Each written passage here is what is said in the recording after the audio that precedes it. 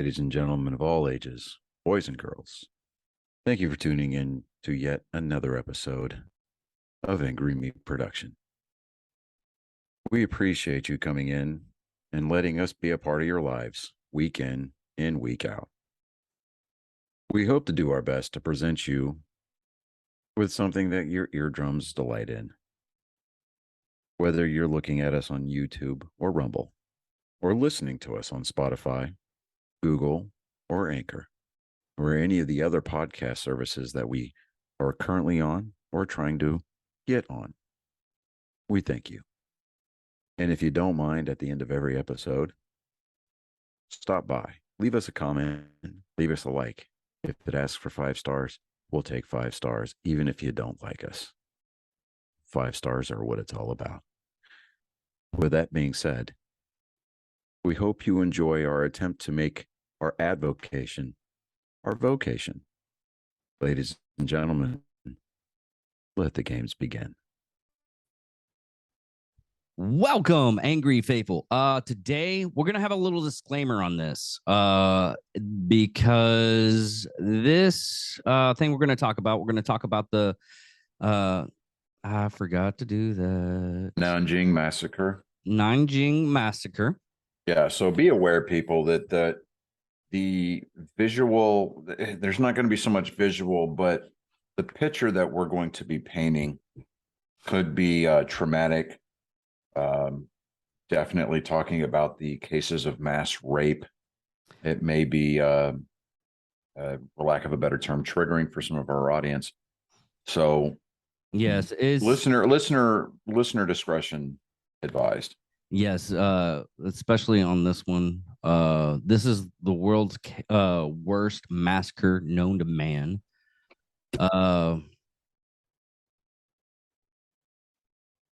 The capital of the Republic of China, immediately after the Battle of Nanking and the Second Sino-Japan War by the Emperor Japanese Army, began on December 13th, 1937. The massacre lasted 6 weeks. Just to paint a picture, all the war crimes such as mass rape, looting, arson, the massacre was one of the worst atrocities committed during World War II. And then that's combined with the stuff that the Nazis did. Due to the merit of factors, the death toll is estimated to 40,000 to over 300,000, with the rape cases ranging from 20,000 to over 80,000 cases. However, most credible scholars in Japan, which includes a large number of authoritative academics, academics. Yeah, there you go. Supported the utility of International Military Tribunal for the Far East, and its findings were estimated to at least 200,000 murders and at least 20,000 cases of rape. All right. Now, in August of 1937, the Japanese army invaded Shanghai. They met strong resistance. They suffered heavy casualties. It was a bloodbath on both sides. There was a battle of attrition, urban hand-to-hand combat. And by mid-November, the Japanese had captured Shanghai with the help of naval and aerial bombardment. The General Staff Headquarters in Tokyo initially decided not to expand the war due to the high casualties incurred and the low morale of the troops. Nevertheless, on December 1st, headquarters ordered the Central China Area Army and 10th Army to capture Nanking, then capital of the Republic of China. Now, after losing the Battle of Shanghai, Chiang Kai-shek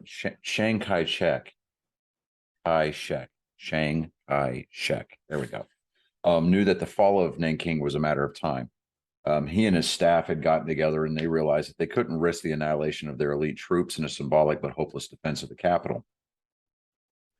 So to preserve the army for future battles, most of it was withdrawn. Now, Chiang Kai's strategy was to follow the suggestion of his German advisors to draw the Japanese army deep into China and use China's vast territory as a defensive strength. Shanghai planned to fight a protracted war of attrition to wear down the Japanese in the hinterland of China. Now, the thing about attrition battles is you don't necessarily need to win a battle of numbers. You can employ small unit tactics, harassing guerrilla warfare, and you can wear down large elements to the point where you either eliminate their combat effectiveness by getting them down past a certain percentage of manpower, or you can just destroy the morale and the mental state of the attacking army. But the strategy for the defense of Nanking, in a press release to foreign reporters, Tang Xingxai announced that the city would not surrender and would fight to the death. Now, Tang gathered about 100,000 soldiers, largely untrained, so he's just grabbing dudes off the street, including Chinese troops who had participated in the Battle of Shanghai. The Chinese government left for relocation on December 1, and the president left on December 7th, leaving the fate of Nanking to an international committee led by John Rabe, a German national. Now, in an attempt to secure permission for the ceasefire from Generalissimo Chiang Kai-shek, Rabe, who was living in Nanking and had been acting as the chairman of the Nanking International Safety Zone Committee, boarded the USS Panay on December 9th. Now, from this gunboat, Rabe sent 2 telegrams. The first was to Shanghai through an American ambassador in Hankow, asking that the Chinese forces undertake no military operations within Nanking. Second telegram was sent through Shanghai to the Japanese military leaders, advocating for a 3-day ceasefire so that the Chinese could withdraw from the city.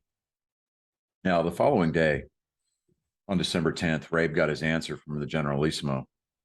The American ambassador in Hankow replied that although he supported Rabe's proposal for a ceasefire, Shanghai didn't.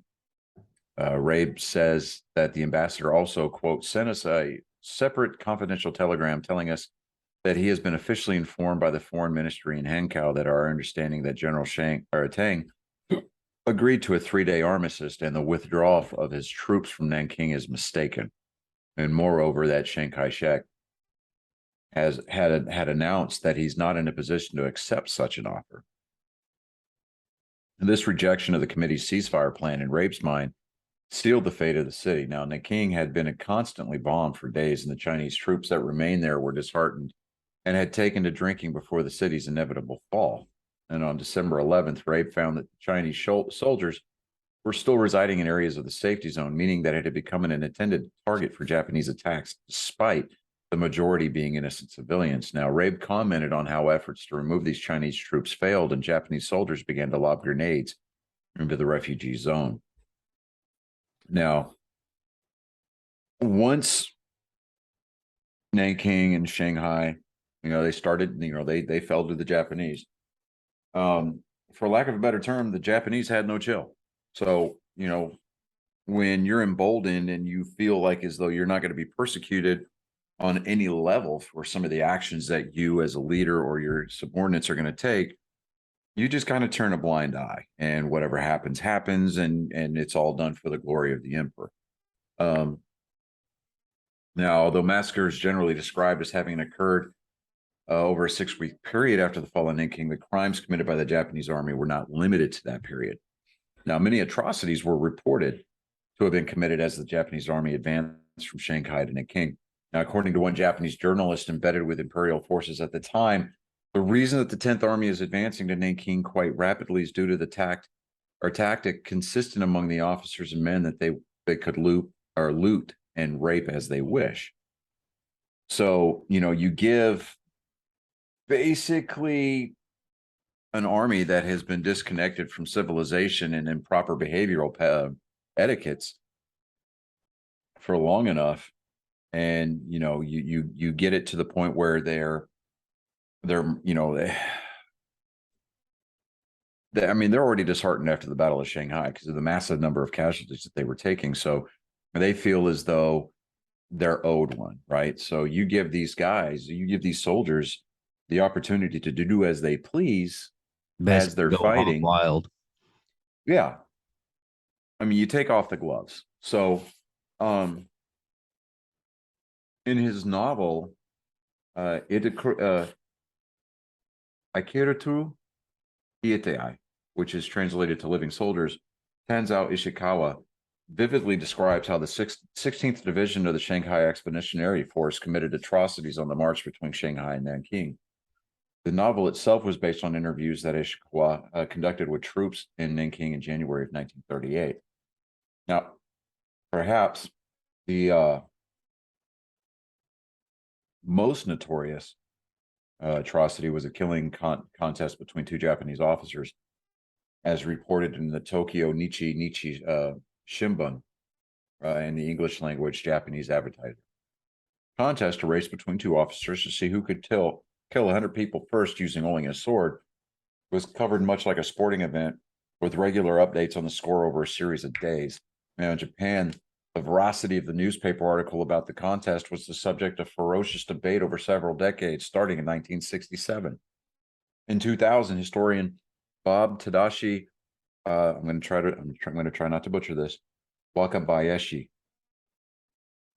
I think I did a good job right there, concurred with certain Japanese scholars who had argued that the contest was a concocted story with the conclusion of the soldiers themselves for the purpose of raising the national fighting spirit. Now, if that doesn't spell whitewash, I don't know. But and in 2005, a Tokyo district judge dismissed a suit by the families of the lieutenants, stating the lieutenants admitted the fact that they raced to kill 100 people and that the story cannot be proven to be clearly false. The judge also ruled against the civil claim of the plaintiffs because the original article was more than 60 years old, and the historicity of the events remains disputed in Japan. So clearly, you would think that the families of these two lieutenants kind of wear that as a badge of honor, kind of sort of thing. And I mean, they're wanting it to be accredited. They want it to be submitted into record for posterity as part of the authorized account of the war. My take on that is two different sides. One, it's family members that are involved, so it's almost a matter of honor and pride for them. And two,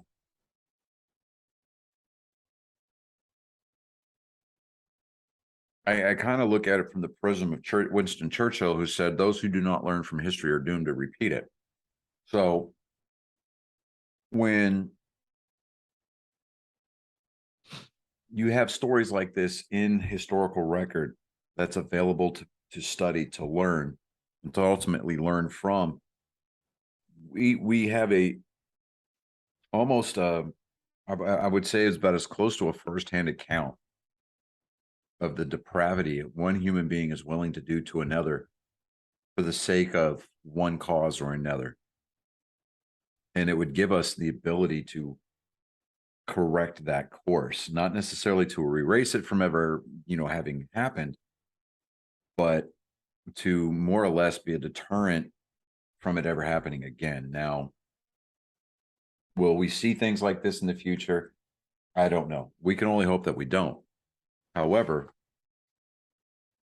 again, those who don't learn from history are doomed to repeat it. So if we don't study what the Japanese did in their theater of the war,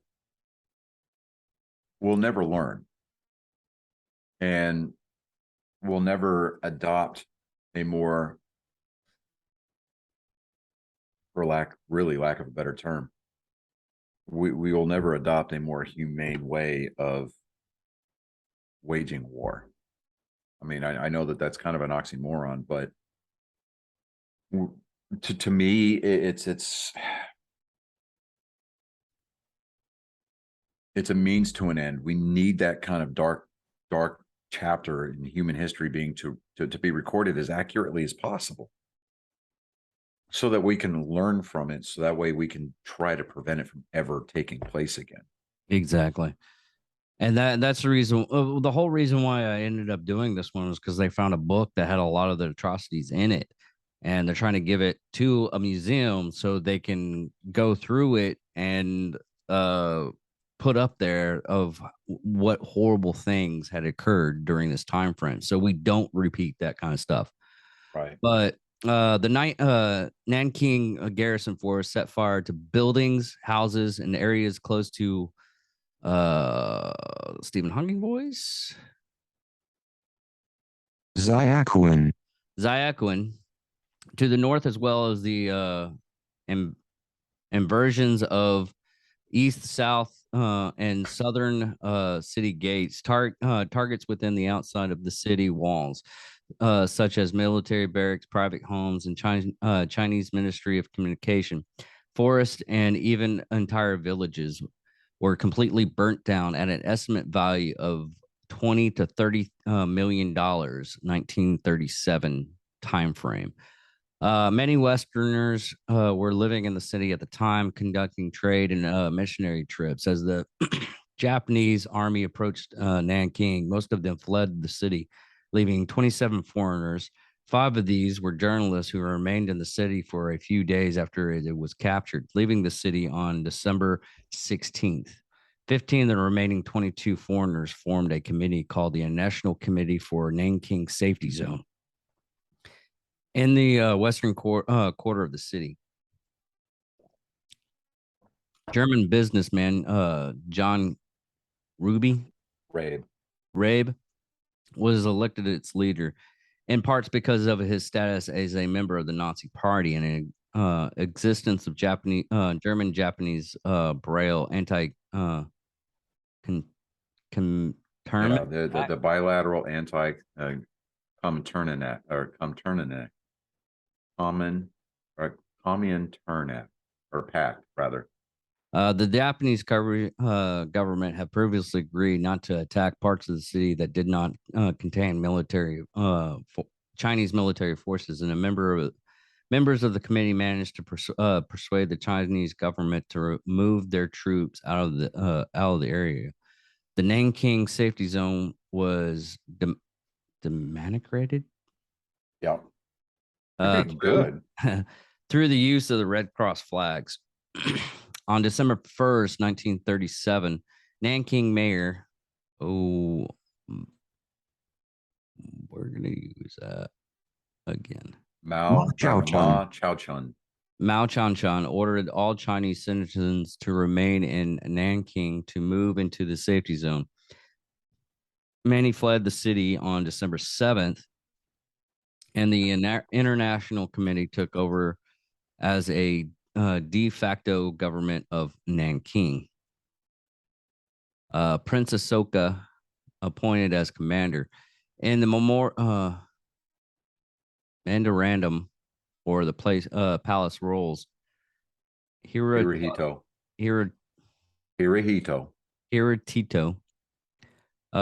Signed Prince Yuramoshika. Prince Yoshiko Asaka out for censure as one of the imperial kinsmen whose attitude was not good. He assigned Asaka to Nanking as an opportunity to make amends. On December 5th, Asaka left Tokyo by plane and arrived in the front at the front 3 days later.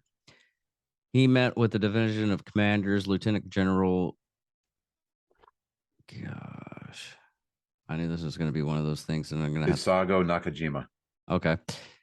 And Hisuke Yangawa, who informed him that the Japanese troops had almost completely surrounded. The Japanese troops had almost completely surrounded 300,000 Chinese troops in the vicinity of Nanking, and the preliminary negotiations suggested that the Chinese were ready to surrender. Prince Asoka issued an order to kill all the captives. thus proving official sanction for the crimes which took place during and after the battle. Some authors recorded that Prince Asuka signed the order for Japanese soldiers in Nanking to kill all captives. Other assert that Lieutenant Colonel Isamu Cho. Ahsoka's Asada camp sent the order under the prince's signed manual without the prince's knowledge or assessment.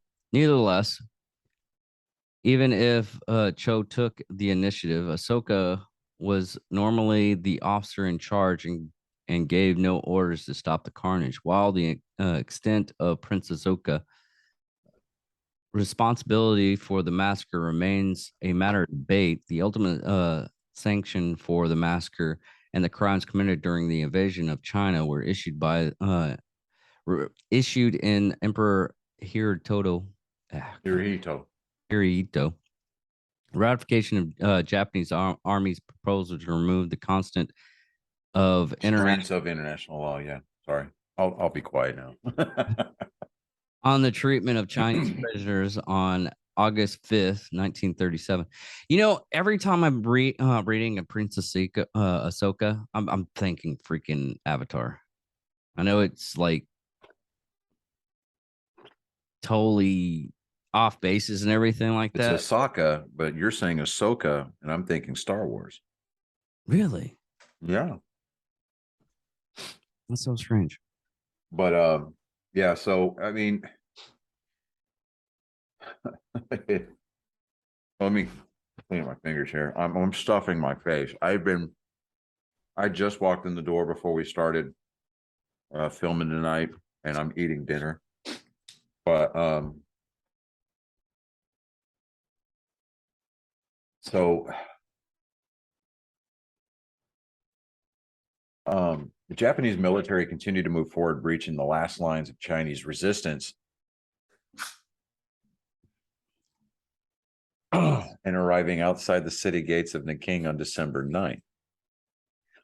Now, at noon on December 9th, the Japanese military dropped leaflets into the city, urging the city of Nanking to surrender within 24 hours, promising no mercy if the offer was refused. And in the meantime, members of the committee contacted Tang and proposed a plan for a three-day ceasefire, during which the Chinese troops could withdraw without fighting while the Japanese troops would stay in their present position. Now, John Ray boarded a U.S. gunboat Panay on December 9th and sent 2 telegrams, one to Chiang Kai-shek and the other, by the way, the American ambassador in Hankow, and one to the Japanese military authority in Shanghai. Now, with the assault and capture of Nanking, the Japanese awaited an answer for their demand to surrender, but no response was received from the Chinese by the deadline on December 10th. General Ioane Matsui waited another hour before issuing the command to take Nanking by force. The Japanese army mounted its assault on Nanking on the Nanking walls from multiple directions, with the SEF's 16th Division attacked 3 gates on the eastern side. The 6th Division of the 10A launched its offensive on the western walls, and the SEF's 9th Division advanced into the area in between. Now, on December 12th, under heavy artillery fire and aerial bombardment, General General Tang Shang-chi ordered his men to retreat. And what followed was nothing short of chaos. Some Chinese soldiers stripped civilians of their clothing in a desperate attempt to blend in, and many others were shot by the Chinese supervisory unit as they tried to flee. And on December 13th, the 6th and the 116th Divisions of the Japanese Army were the first to enter the city, facing little military resistance. Simultaneously, the 9th Division entered nearby Guanga Gate, and the 16th Division entered through the Zhoushan and Taiping gates. The same afternoon, 2 small Japanese Navy fleets arrived on both sides of the Yangtze River. Now, Japanese troops pursued the retreating Chinese army units, primarily in the Zhongking area. I remember Stephen Hawking saying that. To the north of the city walls and around the Zhejiang Mountain in the east. Now, although most of the sources suggest that the final phase rather of the battle consisted of a one-sided slaughter of Chinese troops by the Japanese, some Japanese historians maintain that the remaining Chinese military still posed a serious threat to the Japanese. Now, Prince Yakashiko Asaka told a war correspondent later that he was in a very perilous position when his headquarters was ambushed by Chinese forces that were in the midst of fleeing from Nanking east of the city. Now, on the other side of the city, the 11th Company of the 45th Regiment encountered some 20,000 Chinese soldiers who were making their way from Zhangkong. The Japanese army conducted its mopping up operation both inside and outside the Nanking safety zone. Now, since the area outside the safety zone had been almost completely evacuated, the mopping up effort was concentrated in the safety zone. Now, this zone was an area of 3.85 square kilometers and was packed with the remaining population of Nanking. Japanese army leadership assigned sections of the safety zone to some units to separate alleged plainclothes soldiers from the civilians. The number of Chinese soldiers in plain clothes that were executed is estimated to be around 4,000. With the relocation of the capital of China and the reports of Japanese brutality, most of the civilian population fled Nanking out of fear. Wealthy families were the first to flee, leaving Nanking in automobiles, followed by the evacuation of middle class and then the poor. While only the destitute lower class, such as ethnic Taka boat people, remained behind. More of the three-quarters of the population had fled Nanking before the Japanese arrived. From December 13th, 1937, and the Japanese army engaged in random murder, wartime rape, looting, arson, and other war crimes, such as crimes continued from 3 to 6 weeks, depending on the types of the crime. The first 3 weeks were more intense. A group of foreign expatriates headed by Rabe, had formed a 15-man international committee for the Nanking safety zone on November 22nd, mapping out the Nanking safety zone in order to safeguard citizens in the city. The massacre contest in 1937. The Osaka Manchi Shimbun and its sister newspaper, the Tokyo Nichi Shimbun, covered a contest between the two Japanese officers, Toshaki Mokai and Toyoshi Noda of the Japanese 16th Division. The two men, if you watching this on YouTube, we're just giving each other high fives because he did that. Yes. Two men were described as vying to be the first to kill 100 people with a sword before the capture of Nanking. From Zhongrong and Tangsun, two cities in Jingshan province, China. Muqing had killed 89 people, while Nad had killed 78. The contest continued because neither had killed 100 people. By the time they arrived at Zing Mountain, Node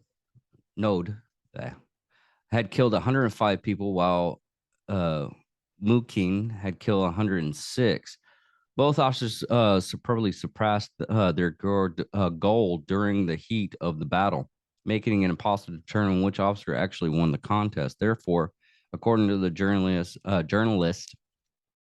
Asumi Kuzo and Suzuki Hiro, thank you, writing in the Tokyo Nichi Shimbun of December 13th, they decided to begin another contest to kill 150 people after the surrender of Japan.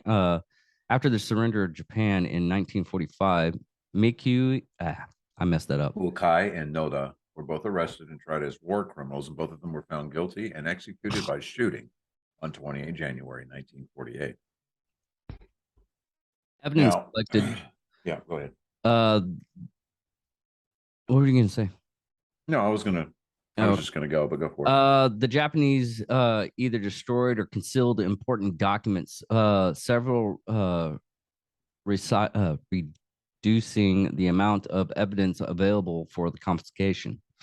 Between the declaration of ceasefire in August 15th, 1945, and the arrival of American troops in Japan on August 28th, the Japanese military and civilian authorities systematically destroyed military, naval, and government archives, such as which was from the period of 1942 to 1945.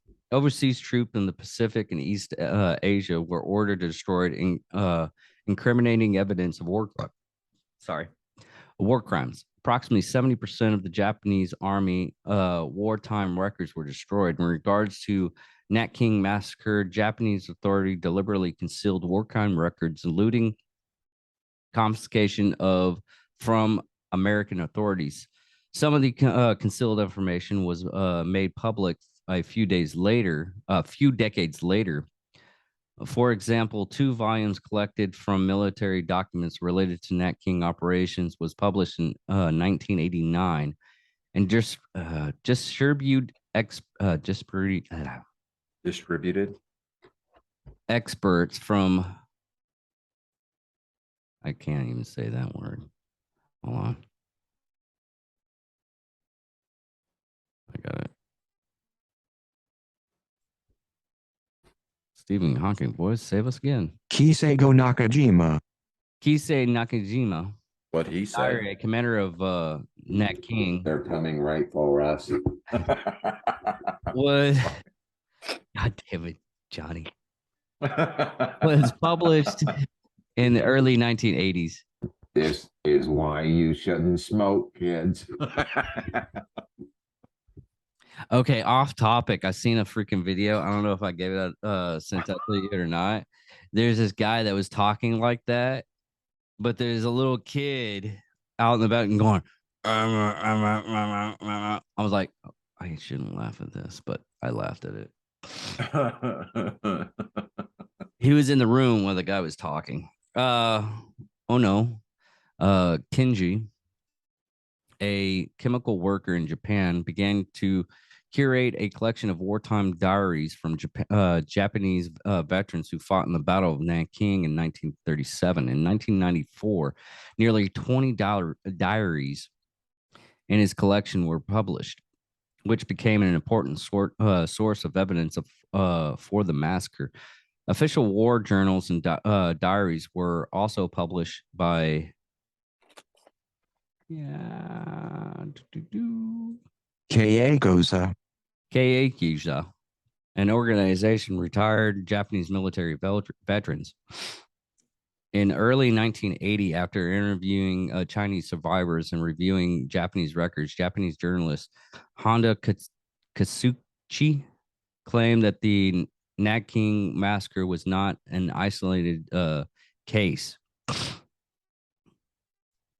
Sorry. And that Japanese authorities atrocities against Chinese were commonly throughout the lower Yangtze River since the Battle of Shanghai. His claims have been collaborated with the diaries of other medics and combatants who fought in China. Oh God, that fucking picture. Ugh. Yeah. Okay. All right. So you want me to take over? Yeah. Okay. Now, again, I'm still eating dinner. Hold on. I'll start it. No. Okay. I'm gonna move this a little bit so They've stuck around long enough. They can wait for me to take a swig of my tea. All right. Yeah. No, I literally had to put the rest of the stuff so I didn't see that picture because oh my God. Oh yeah, where you can see the shadow from whatever it was they stuck in her. No, I know what they stuck in her. It was a bayonet. Yeah. But anyway, and just I these pictures that are coming up for this, and you're Googling, anybody that wants to see these photos, go ahead. The atrocities on these, though, are, I will describe it. What it was they used bayonets, bamboos, and other objects to bottles. I mean, there's all kinds. Anyway, so all right, so everything to as a facet of the rapes. now the International Military Tribunal for the Far East established that 20,000 women, including some children and the elderly, were raped during the occupation, with Yale University claiming over 80,000 rapes. Large number of rapes were done systematically by the Japanese soldiers as they went from door to door searching for girls, with many women being captured in gang rape. The women were often killed immediately after being raped, often through explicit mutilation, such as by penetrating vaginas with bayonets, long sticks of bamboo, and other objects. Now, on 19 December 37, the Reverend James M. McCallum wrote in his diary, "I know not where to end. Never have I heard or read such brutality. Rape, rape, rape. We estimate at least 1,000 cases a night and many by day. In case of resistance or anything that seems like disapproval, there is a bayonet stab or a bullet.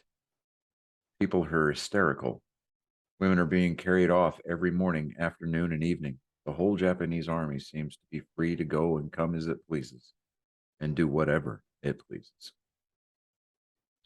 On March 7th of 1938, Robert Wilson, a surgeon at the University Hospital in the safety zone administered by the United States, wrote in a letter to his family, a conservative estimate of people slaughtered in cold blood is somewhere about 100,000, including, of course, thousands of soldiers that had thrown down their arms.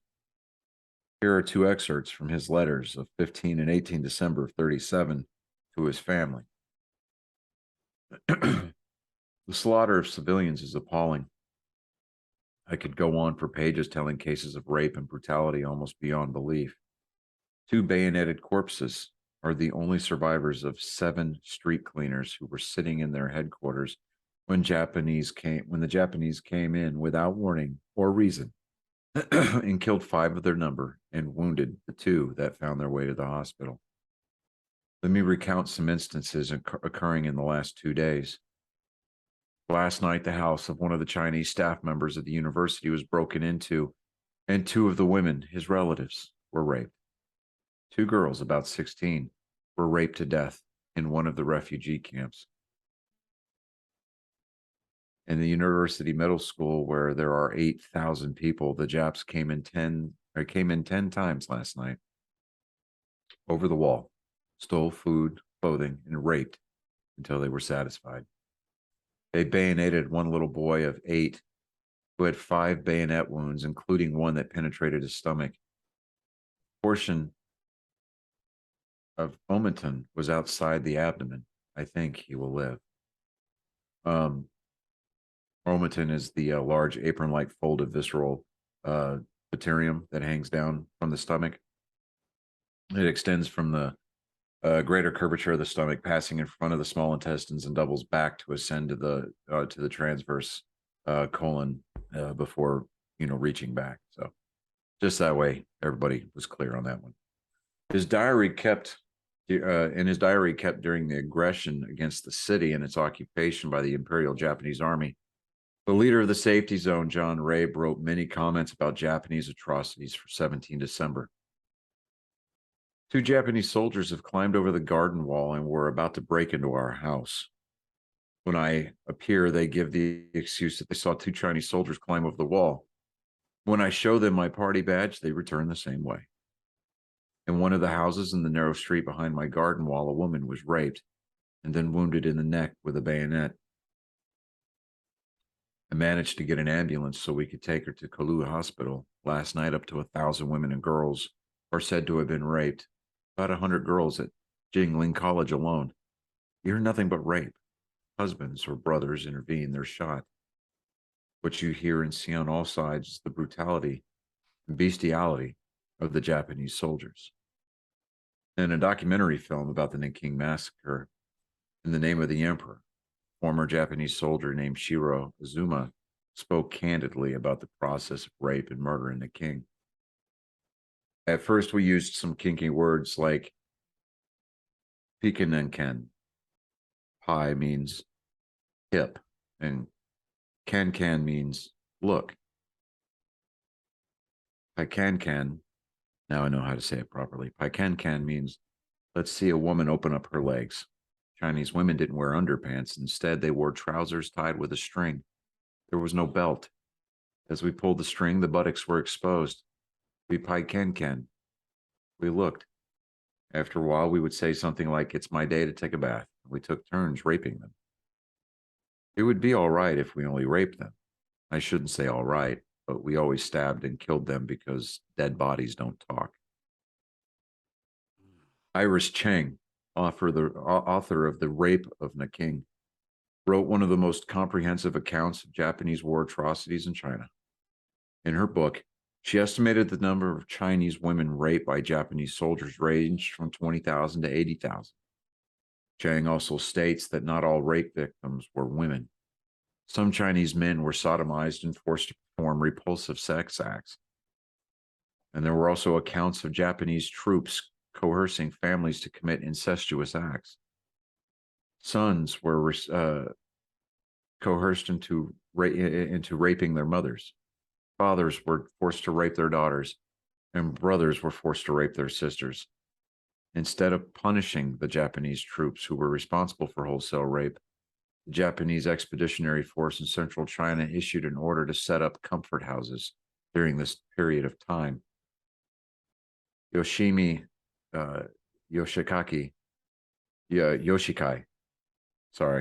a prominent history professor at Chow University, observes, because Japan was afraid of criticism from China, the United States of America and Europe, following the case of massive rapes between the battles in Shanghai and Nanking.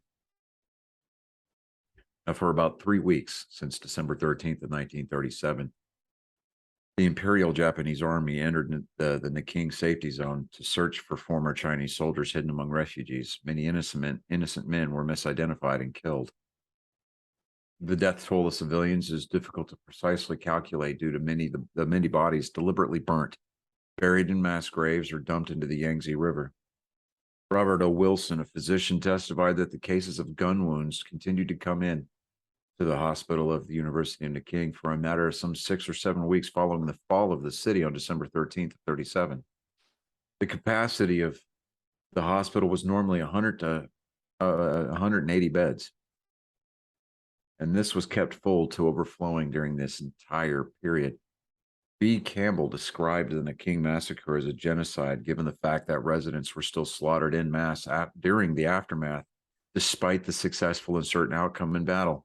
However, Jean-Louis Margolin does not believe that the Nanking atrocities should be considered a genocide, because only prisoners of war were executed in a systematic manner, and the targeting civilians was sporadic and done without orders by individual actors.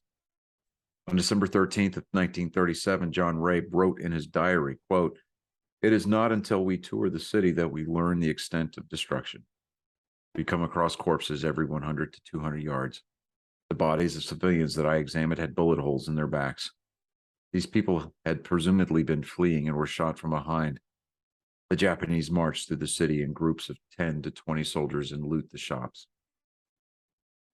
I watched with my own eyes as they looted the cafe of our German baker, Herr Kessling. Hempel's hotel was broken into as well, and was almost every shop on Chongsheng and Taiping Road. On 10 February of 1938, Legation Secretary of the German Embassy, Rosen, wrote to his foreign ministry about the film made in December by Reverend John Maggie to recommend its purchase. During the Japanese reign of terror in Nanking, which by the way continues to this day to a considerable degree, the Reverend John Maggie, a member of the American Episcopal Church Mission, who has been here for almost a quarter of a century, took motion pictures that eloquently bear witness to the atrocities committed by the Japanese. One will have to wait and see whether the highest officers in the Japanese army succeed, as they have indicated, in stopping the atrocities of their troops, which continue even today. On December 13th, about 30 soldiers came to a Chinese house at number 5, Ising Lao Ku, in the southeastern part of Nanking, and demanded entrance. The door was opened by the landlord, a Mohammedan named Ha. Mohammedan, it's Islam being practiced in China. They killed him immediately with a revolver, and also Mrs. Ha, who knelt before them after Ha's death, begging them not to kill anyone else. Mrs. Ha asked them why they had killed her husband, and they shot her. Mrs. Haisea was dragged out from under a table in the guest hall where she had tried to hide with her 1-year-old baby. After being stripped and raped by one or more men, she was bayoneted in the chest and then had a bottle thrust into her vagina. The baby was killed with a bayonet. Some soldiers went on into the next room where Mrs. Hasea's parents, aged 76 and 74, and her 2 daughters, aged 16 and 14, were. They were about to rape the girls when the grandmother tried to protect them. Soldiers killed her with a revolver. Grandfather grasped the body of his wife and was killed. The 2 girls were then stripped, the elder being raped by 2 to 3 men and the younger by 3. The elder girl was stabbed afterwards, and a cane was rammed in her vagina. The younger girl was bayoneted, but was also spared the horrible treatment that had been meted out to her sister and mother. The soldiers then bayoneted another sister of between 7 and 8, who was also in the room. The last murders in the house were of Ha's 2 children, aged 2 and 4, respectively. The older was bayoneted and the younger split down through the head with a sword. Now, on February 5th of 2009, the Japanese Supreme Court ordered Shishudo Kagaishino and the publisher of Tenshada to pay 4 million yen in damages to Mrs. Shakin Jay, who claims to be the 7 or 8-year-old girl who appears in Maggie's film. Hagashiana Akanyo had claimed in his book through review of Nanking, a thorough review of Nanjing Massacre, that she and the girl were different persons, and that she was not a witness of the Nanjing Massacre, but he was unable to prove this at trial. Pregnant women were targeted for murder, as their stomachs were often bayoneted, sometimes after rape. Tang Zunshan, survivor and witness of one of the Japanese Army's systematic mass killings, testified. The 7th and last person in the first row was a pregnant woman. The soldier thought he might as well rape her before killing her, so he pulled her out of the group to a spot about 10 meters away. As he was trying to rape her, the woman resisted fiercely. Soldier abruptly stabbed her in the belly with a bayonet. She gave a final scream as her intestines spilled out. Then the soldier stabbed the fetus with its umbilical cord clearly visible and tossed it aside. According to Navy veteran Sho Matani, the Army used a trumpet sound that meant kill all Chinese who run away. Thousands were led away and mass executed in an excavation known as the 10,000 Corpse Ditch, a trench measuring about 300 meters long and 5 meters wide. Since records were not kept, estimates regarding the number of victims buried in the ditch range from 4,000 to 20,000. However, most scholars and historians consider the number to be more than 12,000 victims. The Hui people, a minority Chinese group, the majority of them Muslims, suffered as well during the massacre. One mosque was found destroyed and others found to be filled with dead bodies. Hui volunteers and imams buried over 100 of their dead following the Muslim ritual. Now oh, go ahead. Sorry. I was on a roll. Yeah, no. I had to break it up. Can't let you be too good. Soon after the fall of the city, Japanese troops made a thorough search for Chinese soldiers and summarily arrested. Summarily arrest. I knew I had it right the first time. Summarily, I messed it up again. Arrested. Summarily. arrested thousands of young Chinese men. Many were taken to Yangtze River, where they were machine gunned to death with what was probably the single largest massacre of Chinese troops. The Strog String George Massacre occurred along the banks of the Yangtze River on December 18th. For most of the morning, Japanese soldiers tied the POWs' hands together. At dusk, the soldiers divided POWs into four columns and opened fire. Unable to escape, the POWs could only scream and thrash desperately. It took an hour for the sounds of death to stop, and even longer for the Japanese to bayonet each individual. The majority of the bodies were dumped directly into the Yangtze River. Japanese troops gathered 1,300 Chinese soldiers and civilians at Tamping Gate and murdered them. The victims were blown up with landmines, then doused with petrol or gasoline and sent ablaze. The survivors were killed with bayonets. U.S. News correspondent F. Tillman Duran and Archibald Steele reported seeing corpses of massacred Chinese soldiers forming mounds 6 feet high at the Nanjing Gate in the north. Duran, who worked for the New York Times, toured Nanking before his departure from the city. He heard waves of machine gun fire and witnessed the Japanese soldiers gunning down some 200 Chinese within 10 minutes. He would later state that he had seen tank guns used on bound soldiers. 2 days later, in the report to the New York Times, Duran stated that the alleys and streets were filled with the dead, amongst them women and children. Duran stated, "It should be said that certain Japanese units exercised restraint and certain Japanese officers tempered power with generosity and commission, but continued the conduct of the Japanese army as a whole in Nanking was a blot on the reputation of their country." Ralph L. Phillips, a missionary, testified in the U.S. Assembly Investigation Committee that he was forced to watch while Japanese disemboweled the Chinese soldiers and roasted their hearts and liver and ate them. In the first days of occupation, the soldiers took a great deal of bedding, cooking utensils, and food from the refugees. Practically every building in the city was injured many, many times by these revolving gangs of soldiers throughout the first 6 to 7 weeks of the occupation. There was no burning until the Japanese troops had been in the city 5 or 6 days. Beginning, I believe, on the 19th and 20th of December, burning was carried on regularly for 6 weeks. 1/3 of the city was destroyed as the result of arson. According to reports, Japanese troops torched newly built government buildings as well as homes of many civilians.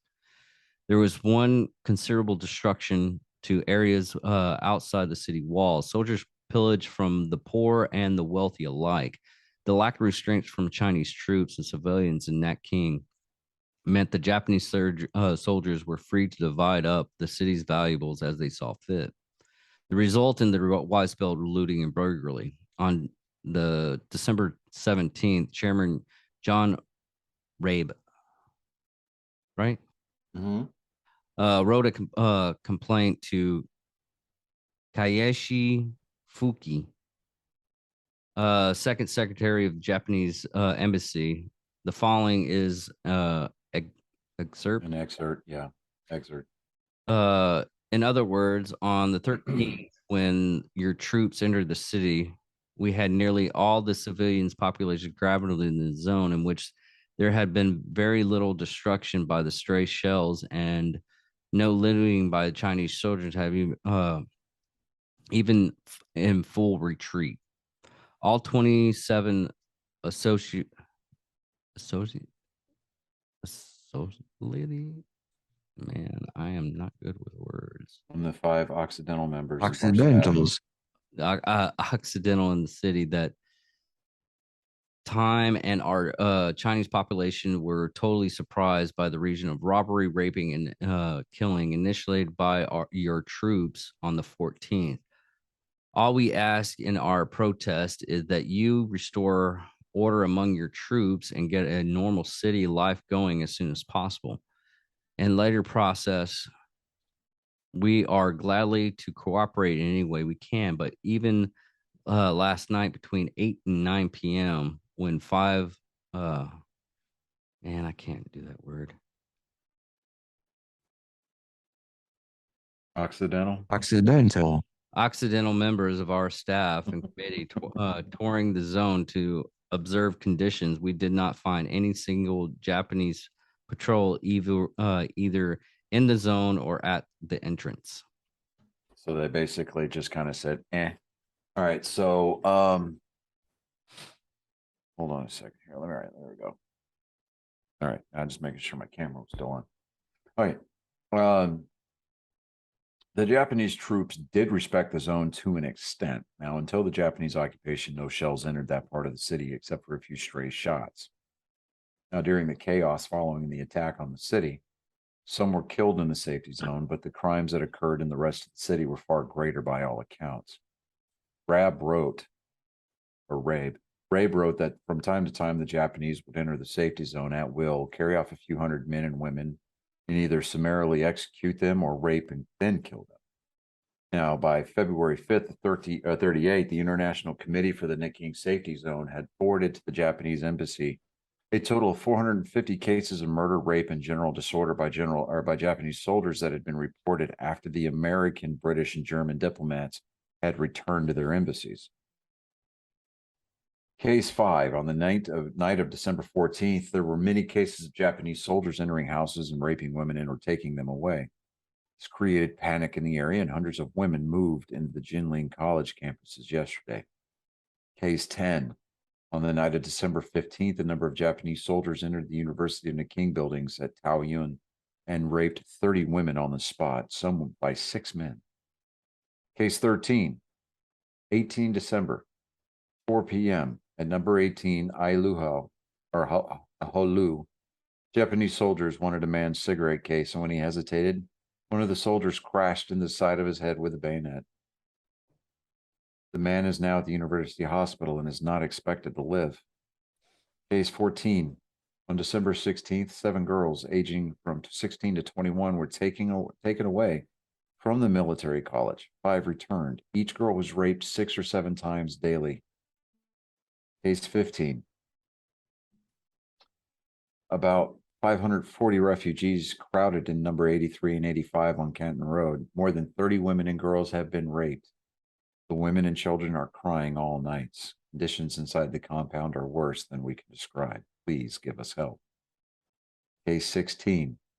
A Chinese girl named Lo, who with her mother and brother was living in one of the refugee centers in the refugee zone, was shot through the head and killed by a Japanese soldier. The girl was 14 years old. The incident occurred near Kuling Seo, a noted temple on the border of the refugee zone. Case 19. January 30th, about 5 p.m., Mr. Son of the Nanking Theological Seminary was greeted by several hundred women pleading with him that they would not have to go home, or that they would not have to go home on February 4th. They said it was no use going home. They might as well just be killed for staying at the camp as to be raped, robbed, or killed at home. One old woman, 62 years old, went home near Hasimin, and a Japanese soldier came at night and wanted to rape her. She said she was too old, so the soldiers rammed a stick up her, but she survived to come back. Jesus. It is said that Rabe rescued between 200,000 and 250,000 Chinese people. Now, Jonathan Spence writes, there is no obvious explanation for this grim event, nor none can be found. The Japanese soldiers who had expected easy victory instead had been fighting hard for months and had taken infinitely higher casualties than anticipated. They were bored, angry, frustrated, tired. Chinese women were undefended, their menfolk powerless or absent. The war, still undeclared, had no clear-cut goal or purpose. Perhaps all Chinese, regardless of age or sex, seemed marked out as victims. The dehumanization of Chinese people in the Japanese education system is also blamed for why many ordinary soldiers were eager to engage in atrocities. Now, there are eyewitness accounts, including to include testimonies of expatriates engaged in humanitarian work, mostly physicians, professors, missionary, and businessmen. Journalists, both Western and Japanese, as well as the field diaries of military personnel. American missionary John Magee stayed behind to provide a 16-millimeter film documentary and firsthand photographs of the Nanjing Massacre. Rabe, an American missionary, Lewis C. Smythe, secretary of the International Committee and a professor of sociology at the University of Nanjing, recorded the actions of the Japanese troops and filed complaints with the Japanese embassy.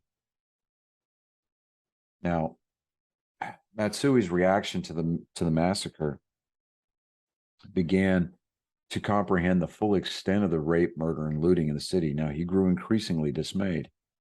He reportedly told one of his civilian aides, "I now realize that we have unknowingly wrought a most grievous effect on this city. When I think of the feelings and sentiments of many of my Chinese friends who had fled from the king and of the future of the two countries, I cannot but feel depressed. I am very lonely and can never get in a mood to rejoice about this victory. I personally feel sorry for the tragedies to the people, but the army must continue unless China repents. Now, in the winter, the season gives time to reflect. I offer my sympathy with deep emotion to 1,000,000 innocent people." On New Year's Day, over a toast, he confided to a Japanese diplomat, "My men have done something very wrong and extremely regrettable." Matsui blamed the atrocities on the morale decline of the Japanese army, saying, "The Nanking incident was a terrible disgrace." Immediately after the memorial services, I assembled the higher officers and wept tears of anger before them. As commander-in-chief, I told them that after all our efforts to enhance the imperial prestige, everything had been lost in one moment through the brutalities of the soldiers. And can you imagine it? Even after that, those soldiers laughed at me. I am really therefore quite happy that I at least should have ended this way, in the sense that it may serve to urge self-reflection on many more members of the military of the time. In late January 1938, the Japanese army forced all refugees in the safety zone to return home, immediately claiming to have restored order after the established of the Wangzi. God, I'm not. Baxian Zhenfu. The collaboration of governments in 1938. Order was gradually restored in Nanking, and the atrocities by Japanese troops lessened considerably. On the 18th February 18th, 1938, the International Committee of Nanking Safety Zone was forcibly renamed the Nanking International Rescue Community, and Safety Zone established ceased to function. The last refugee camps were closed by May 1938. In February 1938, both Prince Asoka and General Matsui were recalled to Japan. Matsui returned to retirement, but Prince Asoka remained at the Supreme War Council until the end of the war in August 1945. He was promoted to the rank of general in August 1939, although he had held no further military commands. Notorious factors complicated the estimation of the accurate death toll. according to American history, Edward J. Dray, while the Germans began in 1943, did engage in subtle efforts to elaborate evidence of such crimes as mass murder, and they destroyed a great deal of potential incriminating records in 1945. A great deal survived, in parts because not each one of the multiple copies had been burned. The situation was different in Japan between the assessment of a ceasefire in August 15th, 1945, and the arrival of small events parties of American troops in Japan on August 28th. Japanese military and civilian authorities systematically destroyed military, naval, government archives, much of which was from the periods of 1942 and 1945. Now, when I actually read this, this is like the second time we've actually read this. And this is just a repeat of the information. What I don't understand is if the period of 1942 and 1945 were burned and destroyed and everything like that, this stuff happened in 1938. So why is there not more documents, or they just destroyed all the documents between that time frame? I mean, unless it came from, the emperor or somebody within the government trying to save the country from further dishonor. Yeah. Imperial General Headquarters in Tokyo dispatched enciphered messages to field commands throughout the Pacific and East Asia, ordering units to burn incriminating evidence of war crimes, especially offenses against prisoners of war. And this is what we actually stated. I don't know if it was off air. It was in the car when I was driving back up here from the other podcast. Mm-hmm. But we actually talked about of how much evidence, and because we hear a lot of German atrocities, Yeah, atrocities, yeah. but we don't hear a lot of Japan's atrocities. I mean, we got I think the Unit 47 or 43 or something like that. Something like that, yeah. Let me look at that real quick.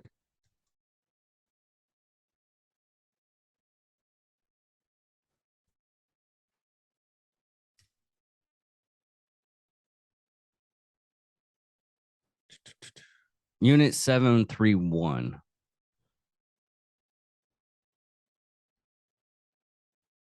Hold on. Let me make sure this is it. Yeah. Unit 731. That was the unit that they were basically using it what the Germans what was it? Auschwitz. But we don't hear of Japanese atrocities because they destroyed most of the information, and a lot of the medical information that we didn't go against war crimes with Japan was because of all the medical advancement and everything we got from Japan, of all the information they gave us. Basically, they let go of all their information and everything just to save a little bit of face. But going back, according to Yang DeQueen, professor of history and international affairs of George Washington University, while it is stated practicing for government to destroy evidence in times of defeat, in the 2 weeks before the Allies arrived in Japan, various Japanese agencies in the military in particular systematically destroyed sensitive documents to a degree perhaps unprecedented in history. Estimate of the impact of the destruction varied. Tanki Hiramont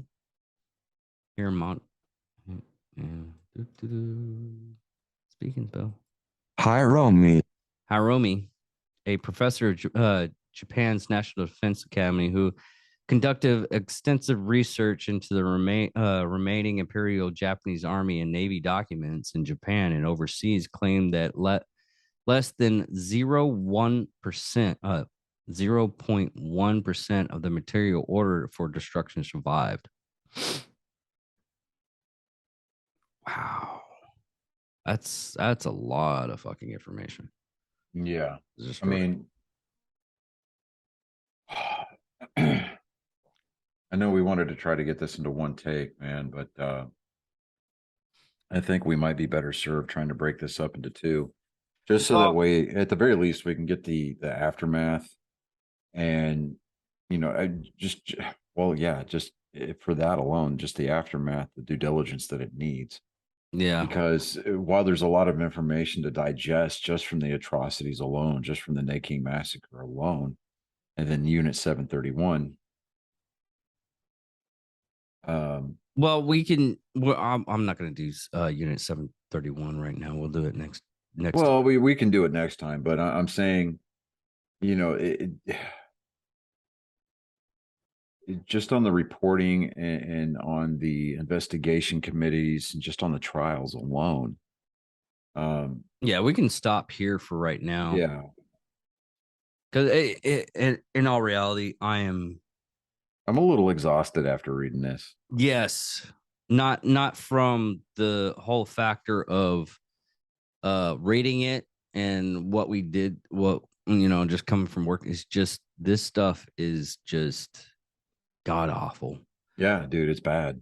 Yeah, it really is. It's horrendous. It's literally hitting my soul really hard.